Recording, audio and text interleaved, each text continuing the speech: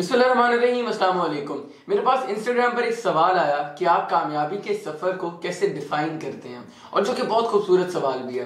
देखिए, मैं ये समझता हूँ कि इंसान हमेशा एक ऑन गोइंग प्रोसेस के अंदर है, हमेशा एक सफ़र के अंदर है, जिसकी आखिरी मंजिल एक एंड जो है वो अल्लाह रब्बुल इज़्ज़त के ज़ात के पास है और आखिरत की कामयाबी है। लेकिन हम पर्टिकुलरली अगर बात करें दुनिया की, तो इस दुनिया में रहते हुए भी आप एक सफ़र में ही हैं। आपकी कोई ऐसा मंजिल नहीं है जहाँ तक आप पहुँच जाएंगे तो आप कामयाब कहलाएंगे। असल में ये एक सफ़र ही है जिसको समझना इंसान की असल कामयाबी है।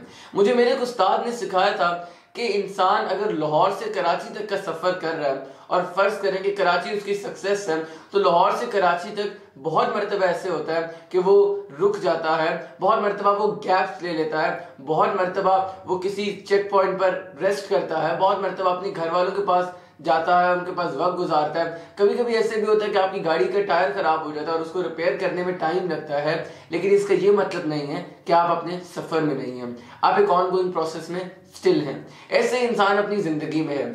फर्स्ट पर आप अभी लाहौर हैं और आपने कराची जाना है, तो उसके दौरान बहुत सारे गैप्स आने वाले हैं, उसके दौरान बहुत सारे सेटबैक्स आने वाले हैं, बहुत सारे इश्यूज आने वाले हैं, बहुत सारे फेलियर्स आने वाले हैं, जिनसे गुजर कर आप कामयाबी तक पहुंचते हैं। इसलिए पहली चीज़ तो ये समझ ली कि ये है ही एक सफ़र। अब दूसरी बात आती है फेलियर्स की, जो इसके दौरान हमें सबसे ज़्यादा डीमोटिवेट करते हैं या हमारे लिए सबसे ज़्यादा मुश्किलात क्रिएट करते हैं।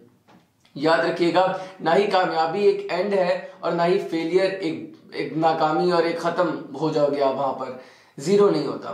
फेलियर आपको सिखाता है कि आपने यहाँ तक अगर जो गलती की थी, अब आपने आगे वो नहीं करनी। एग्जाम्पल के तौर पर जो मैं समझता हूँ बड़ी इंपॉर्टेंट चीज़ है कि आप 80% अचीव कर लें और फिर आप फेल हो गए। अब आपको ये समझ आ गया कि 80% अचीव करने के बाद ये मुश्किल आने वाली है, तो फॉर द नेक्स्ट टाइम आप उस मुश्किल को सॉल्व कर सकते हैं। अगर आपने सॉल्व ना किया तो वो आपकी गलती होगी। अब आते हैं इंपॉर्टेंट चीज़ के ऊपर कि फेलियर्स में अगर हम जैसे छोटी सी एग्जांपल देता हूँ, आप सफ़र में थे और आपकी गाड़ी का टायर खराब हो गया। इस दौरान आपके लिए बेस्ट इंसान कौन है? मैकेनिक, जो क्या कर आपको फिक्स करके देगा। इसी तरीके से लाइफ में नाकामी के टाइम पर बेस्ट इंसान कौन है?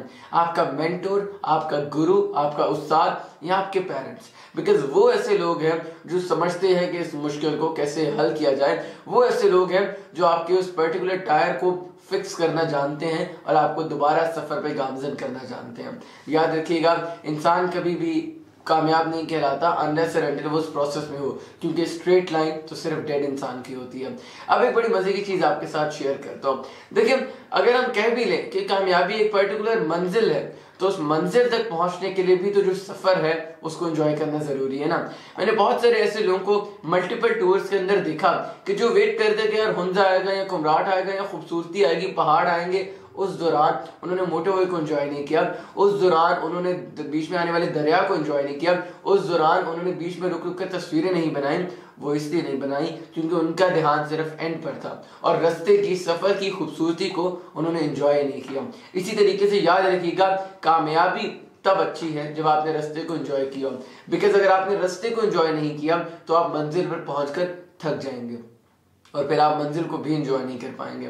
तो याद रखिएगा, नाकामी आना इस नॉर्मल हर बंदे की ज़िंदगी में आती है, बट अपने मेंटर्स, अपने पेरेंट्स को साथ रखें ताकि वो उसको ठीक कर सकें, फिक्स कर सकें। एंड सेकेंडली, आप एक ऑनगोइंग प्रोसेस में सेटबैक्स, फेलियर्स, इन सब पे घबराने की जरूरत नहीं है, अपनी एफर्ट्स पर पुट करते रहें। और तीसरी सबसे खूबसूरत बात कि सफ़र को एंजॉय करें। सफ़र को एंजॉय करेंगे तो मंजिल को एंजॉय कर पाएंगे।